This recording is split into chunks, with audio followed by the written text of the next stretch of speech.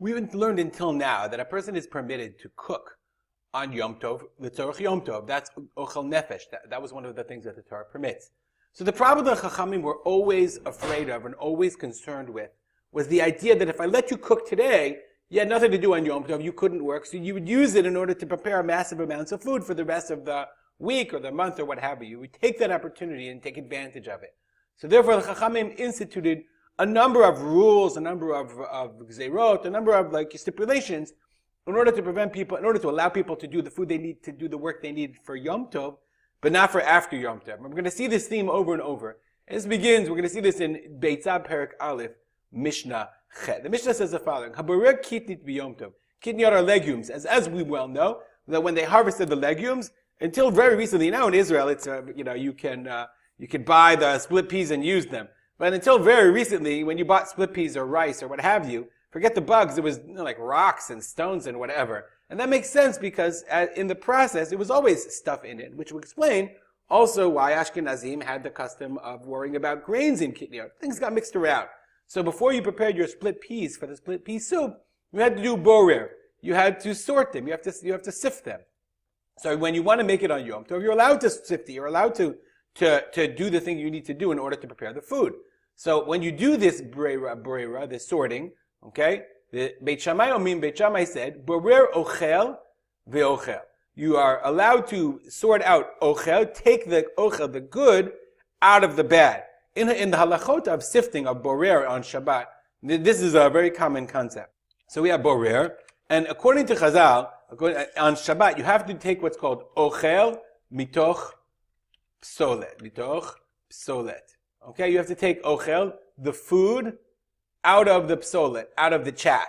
I.e., you don't take the bad stuff, pick out the bad. Rather, you take the good and you leave the bad. And this halachic, this doesn't matter whether it's food or not. Let's say I'm playing Legos and I want to use the red Legos. So I can't throw away the green ones that are in there. I have to take the red out of the green. The red for this context is the ochel. So in our context, Beit Shammai is basically saying, borer ochel ve'ochel. It's really borer ochel ve'ochel. You take out the good and then you use that to eat. This is an extremely inefficient way of doing borer. And the reason why you do this is because because Beit Shammai wanted to limit you very strongly and say, no, you can only take out exactly what you need. And that would prevent you from doing larger quantities. Remember, think about our split peas. There's a few rocks in there. But I can't just take out the few rocks. According to Beit Shammai, I have to take out just the split peas that I want.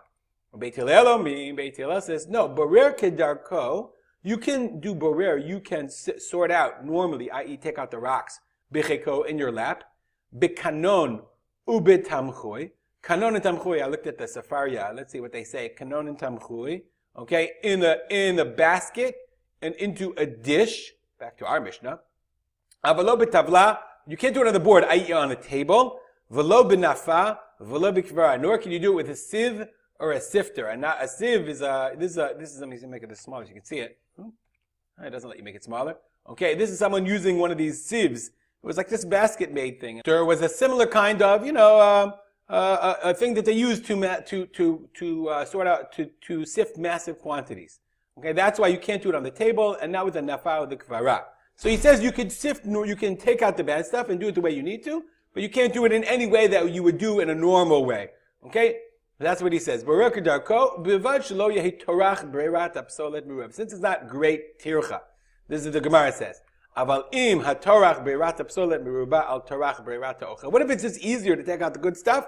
Then, meaning let's say it's very fine, you have a small amount of psolet, of chaff, but it's very fine, you have to pick it out. Then even Beit Hillel would agree that borer to ochel, that you take the ochel. Meaning, you have to choose the easier way, the less tircha way, the less difficult way of doing it on Yom Tov.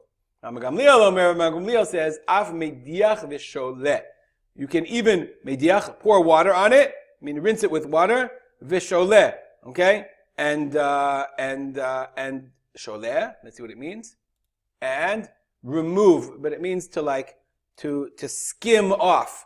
Meaning, because when you put water in it and the chaff comes to the top, you just skim off and then you have a sifted. That's also a way of doing it in larger quantities. And the Bartenura says, Ein halacha k'Rabban Gamliel. We don't pass on like him. Well, I'll stop here and dedicate our learning to memory of my father, Rav Simcha ben Yitzchak Kalman. Have a good day.